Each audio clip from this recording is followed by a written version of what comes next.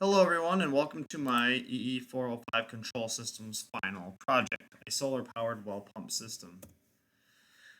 Here in this project, the purpose and how did the idea come about? I developed a control system with a feedback mechanism to show proper working of a physical control system, building a Bode plot and root locus to show the stability and or instability of the system by changing its gain.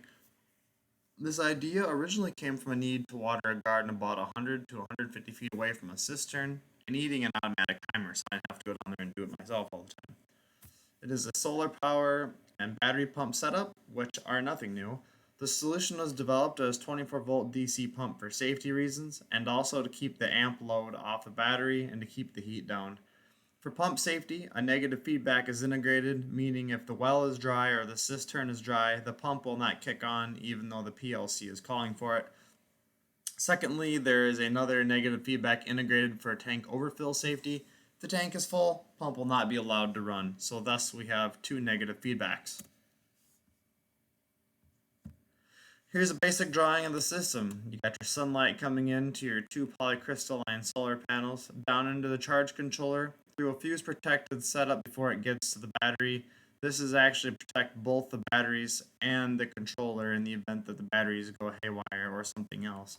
As the power comes to the PLC will send off the power to the pump.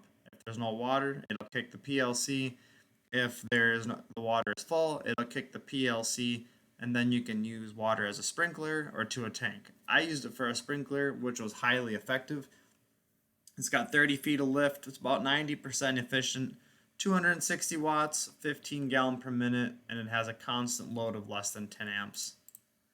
Your schematic of the system, you have two solar panels in series up here, and then you have your charge controller into your fuse protected battery bank that I have built, and then into your timer PLC.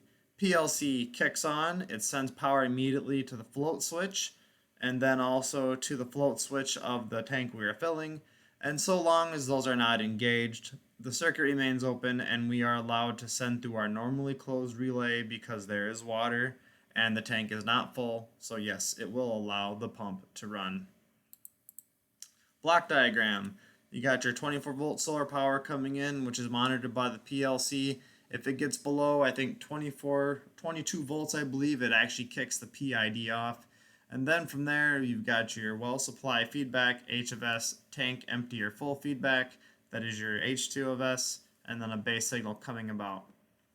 So for standard PID controller, this is your time domain, this is your Laplace domain, and then you end up with a transfer function of C is S squared plus S plus 1 over S, but recognizing that C over 1 plus CH, we end up with C over 2 plus CH of S, H2 of S, giving us S third plus S squared plus S over S third plus 3S squared plus S for a transfer function.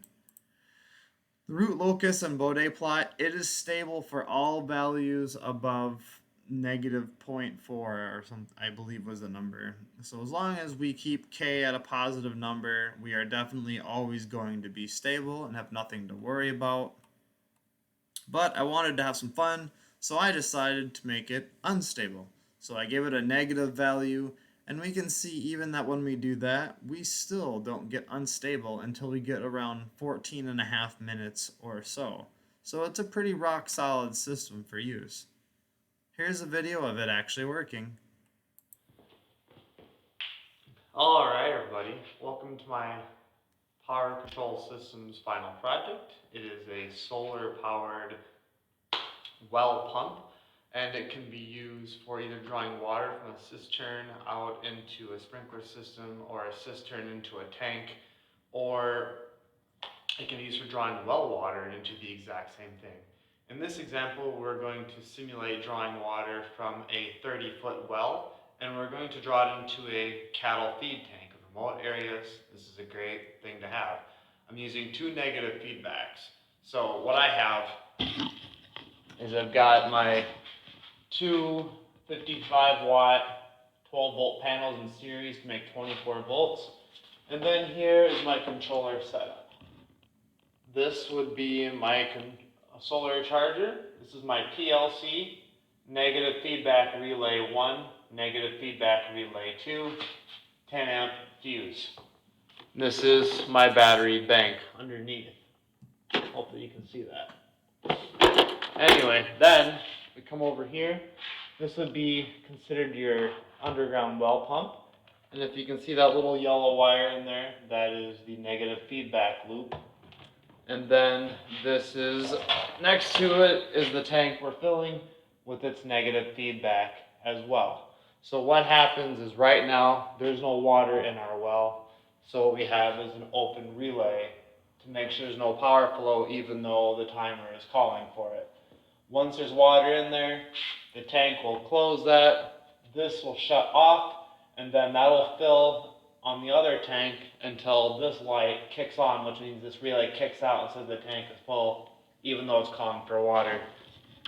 Ideally, you never want to have a constant running tank because at times animals may not be drinking that full 100 gallons or however many gallons it is at all times, and then you would end up with stale water, which is never a good thing. So, here we go. Let's give it a shot. Gonna add some water to our well, and then our tank is closed. And the pump is filling as we go. And as you can see, the tank is filling. But I don't have enough water in our simulation, but if you can see the relay over to the side over there, we're going to simulate that our tank is full, and we are just going to shut it off. So as you can see, our relay is very effective. If I let go, the relay closes again, but if I close it, it fills, and then that's my project. So, thanks for watching, guys. Hope you liked it.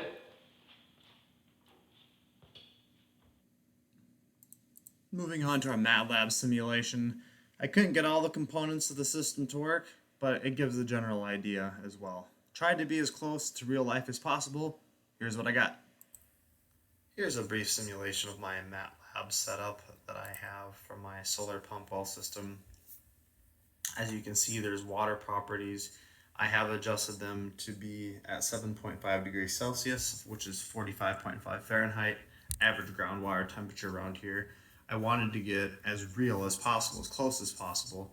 Tank 1 would be your well or your cistern.